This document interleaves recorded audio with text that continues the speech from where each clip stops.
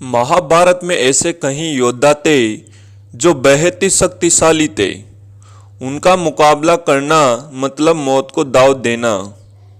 ऐसे ही एक योद्धा थे पांडुपुत्र भीम। कहा जाता है कि भीम के अंदर 10,000 हाथियों का बल था। लेकिन क्या आप जानते हैं कि एक साधारण मनुष्य की तरह दिखने वाले भीम के अंदर इतनी शक्ति आई कहां से? तो जानने से पहले हमारे YouTube चैनल को लाइक सब्सक्राइब जरूर करें और पूरी वीडियो जरूर देखें जिससे आपको भीम के बारे में पता चल सके।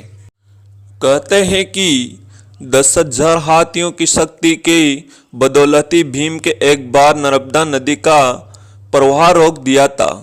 भीम के अंदर इतनी शक्ति आने के पीछे एक रोचक किस्सा है। इसके अनुसार भीम बचपन से ही काफी शक्तिशाली थे। वह दौड़ने में, निशाना लगाने या कुश्ती लड़ने सभी खेलों में धृतराष्ट्र के पुत्रों यानी कौरवों को हरा देते थे। हालांकि उनके अंदर कौरवों के प्रति कोई द्वेष नहीं था, लेकिन दुर्योधन के मन में भी भीमसेन के प्रति दुर्भाव शुरू हो ही थी। तब उसने उचित अवसर मिलने पर ही भीम को मारने का विचार बनाया। दुर्योधन ने एक बार खेलने के लिए गंगा तट पर शिविर लगाने के और उस स्थान का नाम रखा।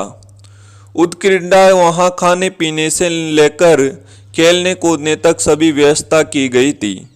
दुर्योधन ने पांचों पांडवों को भी वहां खेलने के लिए बुलाया था और एक दिन मौका पाकर उसने भीम के खाने में जहर मिला दिया।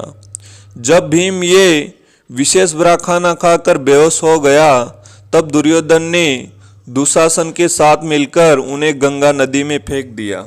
भीम मूर्छित अवस्था में ही पानी के रास्ते नागलोक पहुंच गया। वहां सांपों ने उन्हें खूब डसा, जिससे परवाही से उनके शरीर से विष का असर कम हो गया। इसके बाद जब भीम को होश आया तो वो आसपास भयंकर सांपों को देखकर वो उन्हें मारने लगे, जिससे डरकर सभी सांप नागराज वासु के पास गए और उन्हें पूरी बात बताई। सारी बात जानने के बाद नागराज वासुकी आर्यक नाग के साथ खुद भीम के पास गए। वहां जाते ही आर्यक नाग ने भी भीम को पहचान लिया। दरअसल आर्यक नाग भीम के नाना के साथ थे। इसके बाद वो भीम को अपने साथ नागलोक ले गए। वहां उन्होंने नागराज वासुकी सारी बातें सुनाई और नागराज ने आशीर्वाद दिया कि आप इतने शक्तिशाली बन जाओगे कि आप पर 10,000 हाथियों का बल होगा।